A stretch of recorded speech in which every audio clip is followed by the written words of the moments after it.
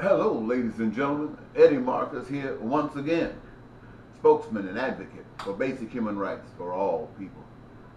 I find it interesting to take advantage of this moment to share another thought with you.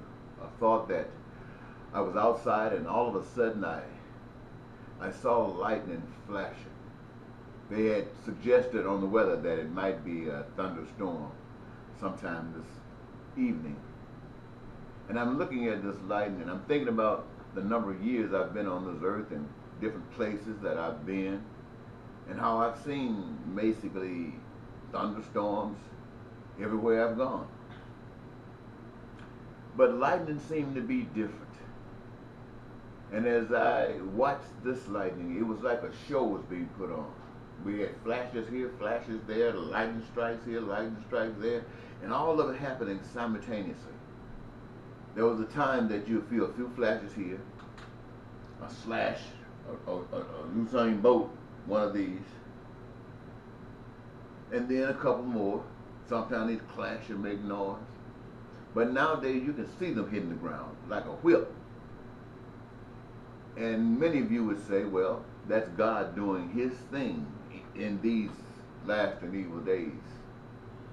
And you would actually look at this as being the formation for Armageddon, a world that's about to come to an end. And be that as it may, it just might be. But the thing that is disturbing to me is that we would think that it's God. You see, I know most of you think that the things that happen today only can be done by God. You probably would call it miraculous. And this is because you have a lack of knowledge. You know, God has given his knowledge out to people all over the world to be used for good. For instance, like the splitting of the atom to create the possibilities of energy that could be used in all great ways. And they still can. But what was it used for? What is known really for is that nuclear bomb. And ladies and gentlemen, God didn't do that. And that nuclear bomb can blow up a nation. In fact, when you work them together, you can blow up the whole entire human civilization. Mankind. When you think about this lightning and stuff out there, I bet you who've been working so hard trying to survive, trying to pay your bills, trying to feed your kids, and husband trying to feed his family, I know for you to think that mankind has the ability to alter the weather, to cause storms and floods and tsunamis and possibly earthquakes. Did you know that mankind has that kind of knowledge to clone human beings, to clone animals? I mean, I know you know they do the computer, that just blew you away just as it did me, I'm sure. And the things that they can do with it. You remember when, and look at things now. That in itself is a miracle. But who did it? Man did it. Knowledge that's directly from God, intended to be used for good. But it is in the hands of those who are not for good. And so we who are searching constantly, we are checking out information that has been given over a medium that has not been totally clamped down yet. And they're telling us about the Pope and what this Pope truly represents and how this Pope is basically, Pope Francis, basically demonic. I mean, these are people coming from all kinds of sources. People who are reputable, people who studied, people who are in every walk of life. And for me, I don't know what this Pope is. I know he says some wonderful things. So do all preachers say some wonderful things. But the Pope, remember, in God's sight, is just a man just like you and I. No different. No different than you and I. And any kind of authority that that Pope has is there because we the people, you the people, have given it to the Pope. But in God's sight, it's a man just like you. Now, they're saying that the Pope is trying to start a one world religion, bring all the different faiths together. Now, if all of the different faiths believed of the same kind of love, were willing to express the same kind of love, then that would be one. If they believe in something else, they got no business being together with those who believe in the best for everybody. If they believe in something, if they believe in killing, if their God says it's okay to kill, and another God says no, and that God's aim is to make life available to every individual that's ever been born, as long as they're supposed to, the best of life, then that's the life, that's the God I stand with. I'm not standing with a God who tells his people that if you can't control them, kill them. If they get the big head, kill them. If they got the wrong color, kill them. If they're not rich enough, ignore them. Pass penalties to them. Make them have to pay exorbitant fees that they can't afford. So that keeps them from trying to do the things that people who got money can do. Oh, that's a weird kind of God to me. But that's the kind of God the people of America, that's the kind of people of America has accepted. Now, I hear there's some gods in other places where it's you kill yourself and kill everybody else. That God is a long way from my God. But you know what? My God, in my understanding, made these lovely children that kill themselves, these lovely children that destroy as many as they possibly can. My God claims them and loves them and understands that they do the things they do because they don't know any better. They are being misled, but they are being misled and they're trying to be true to what they've been led to believe. They don't know it, but they've been led to believe it. And if they could see the workings of our God, the God that's been crushed, the God that's been hammered down and stomped down, if they could just see that God, they switch in the twinkling of an eye. Because this God is the God that they've never seen. This God is the God they've only dreamed about. They never even heard about it, but dreamed about it. And all of a sudden, there it is. You can't deny that. So I'm saying to you, I don't care what the Pope is trying to do. As far as religion is concerned, as far as I can see, that's a choice that people make. They say they want to acknowledge the existence of a spiritual awareness. Fantastic.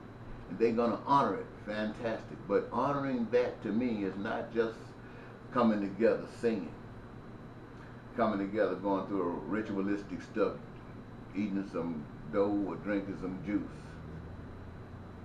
acting.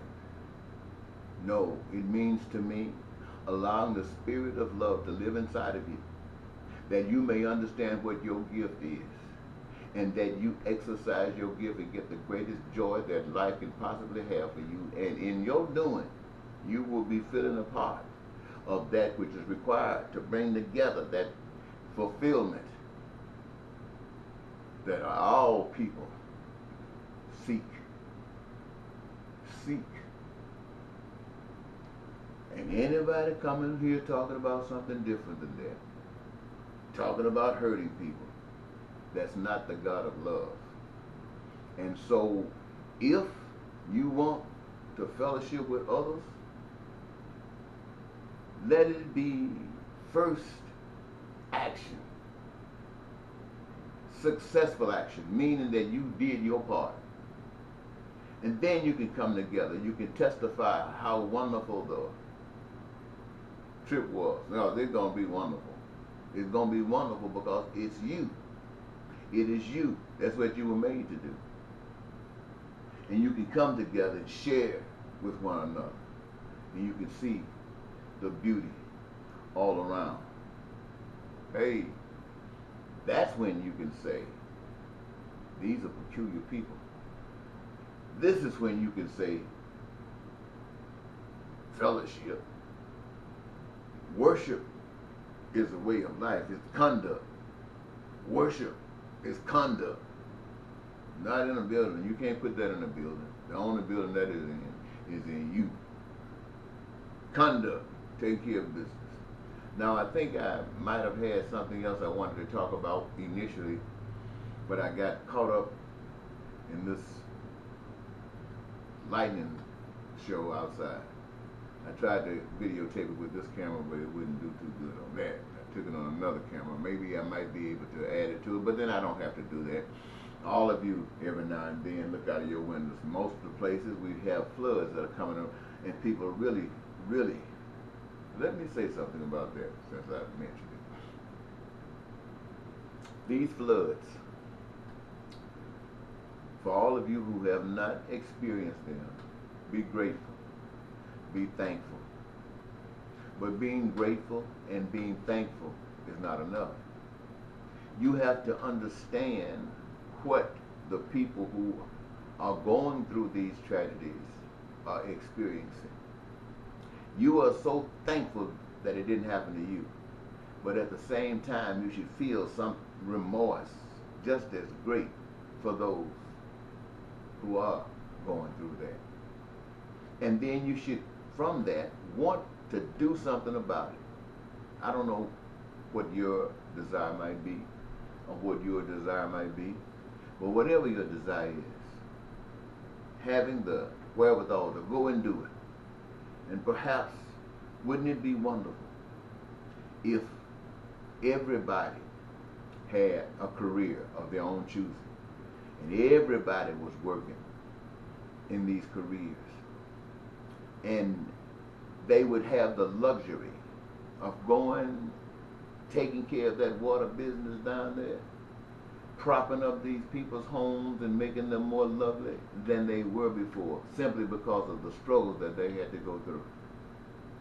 And where the wildfires are burning in California and other places where people have lost their businesses and lost their homes and property, wouldn't it be fantastic if all Americans, based upon what we do for one another, and that is basically meeting the needs of food, clothing, shelter, education, and health care. And all of these things are being accomplished by the simple fact that every last one of us got a career of our own choosing. We are in love with what we do.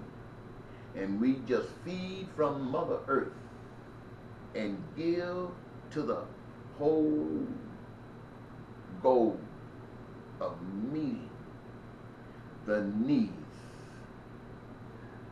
the wants, and the desires of the people. And why do we do that? Why do we seek that? We seek that because that is the God of love. And this is where people know where we come from. And this is where people try to go. I tell you, ladies and gentlemen, crime is rampant today. Crime has always been a way to succeed in standards of living that have been set by the real people. I mean, people who make rules. I'm not talking about people who just follow them. I'm talking about people who make rules, because people who make rules don't follow them. The rules are made for others. They do all of these things that when you find yourselves, or we find ourselves doing them, we breaking laws and we go on time and stuff like that. And it had to be a program. It had to be. It was such a program, and then I'm going to close this out. There is a Santa Claus. You know, we were told that from the beginning. And it was wonderful. And then we found out the truth. And then we began to lie to present a fake thing as truth.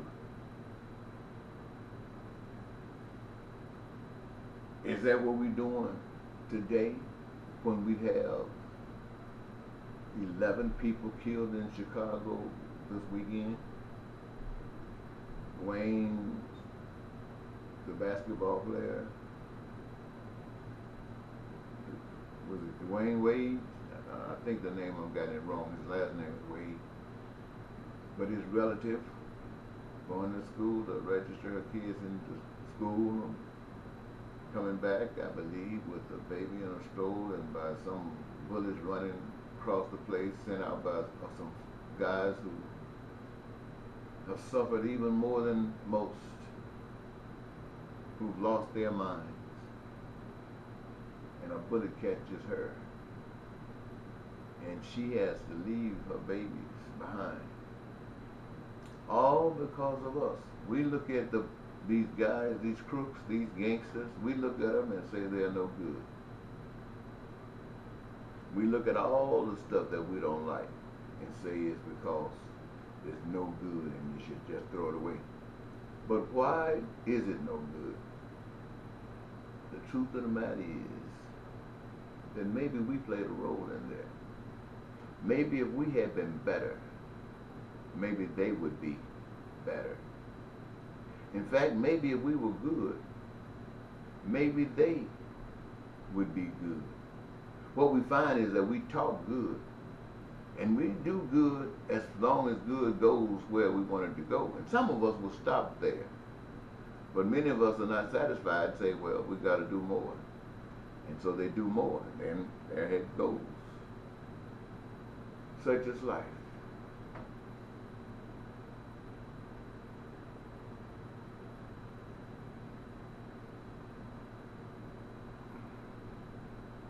I'll talk to you later. Bye-bye.